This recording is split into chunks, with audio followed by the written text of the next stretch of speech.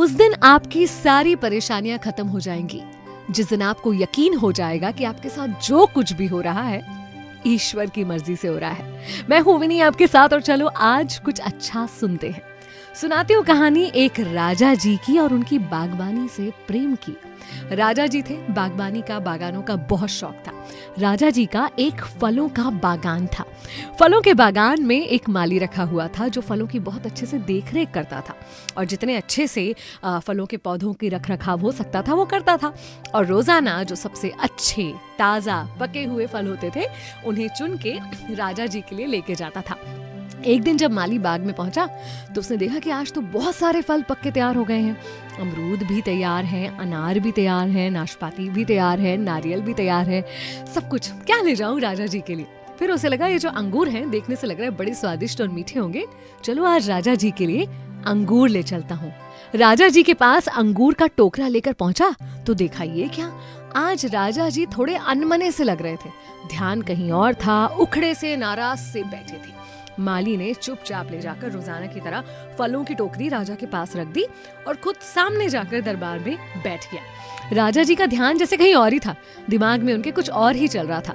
कुछ सोचते सोचते राजा जी ने फलों की टोकरी से एक अंगूर उठाया, खाया, दूसरा अंगूर उठाया और उसे फेंक कर माली के माथे पर मार दिया। माली ने कहा, ईश्वर बड़ा दयालु है। उसके बाद ये लगातार चलने लगा। राजा जी एक अंगूर खाते और दूसरा अंगूर माली की तरफ फेंक कर मार देते और जितनी बार राजा जी उसको अंगूर फेंक कर मारते वो कहता, ईश्वर बड़ा दयालु है। जब अचानक से राजा जी ने सुध-बुध पाई और उन्हें समझ आया कि वो क्या कर रहे हैं और उन्हें उत्तर क्या मिल रहा है सामने से, तो बड़े हैरान हो गए। उन्होंने कहा कि अनजाने में ही सही, मगर मैं तुम्हें अंगूर फेंक कर मार रहा था, उसके जवाब में तुम ये क्यों कह रहे थे कि ईश्वर बड़ा दयालु है। तब माली मुस्कुराते हुए, हाथ जोड़ते हुए राजा जी से कहता है कि राजा जी आज बागान में बड़े सारे फल थे, नारियल भी था, नाशपाती भी था, अमरूद भी था, अनार भी था। मैं ईश्वर का शुक्रिया अदा कर रहा हूँ कि उन्होंने मुझे सद्बुद्धि दी कि आज मैं अंगूर ही लेकर चलूं। सोचिए जो मैं नारियल ले आया होता तो आज मेरा क्या होता। हम पर जो भी विपत्ति आती है, जो परेशानी आती है, उसमें हम ईश्वर का शुक्राना करने के बजाय उन्हें ब्लेम करने लगते हैं, दोष देने लगते हैं कि मेरे साथ ही क्यों हो रहा है, मुझे इतनी परेशानी क्यों दी, मैंने क्या गलती करी थी। लेकिन ये नहीं सोचते कि शायद वो परेशानी बहुत बड़ी हो सकती थी जिसे ईश्वर हमारे सामने बहुत छोटे रूप में लेकर आया है। शुक्रिया कहना सीखिए, धन्यवाद करना सीखिए और यकीन करना सीखिए कि आपके साथ जो कुछ भी हो रहा है वो ईश्वर की मर्जी से हो रहा है।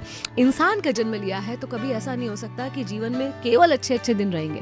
परेशानी तो जीवन का दूसरा नाम है, लेकिन ईश्वर के शुक्रगुजार रहिए कि वो परेशानी कम से कम और छोटे से छोटे रूप में आपके सामने आ रही है। मैं विनी आपके साथ, चलो आज कुछ अच्छा सुनते हैं।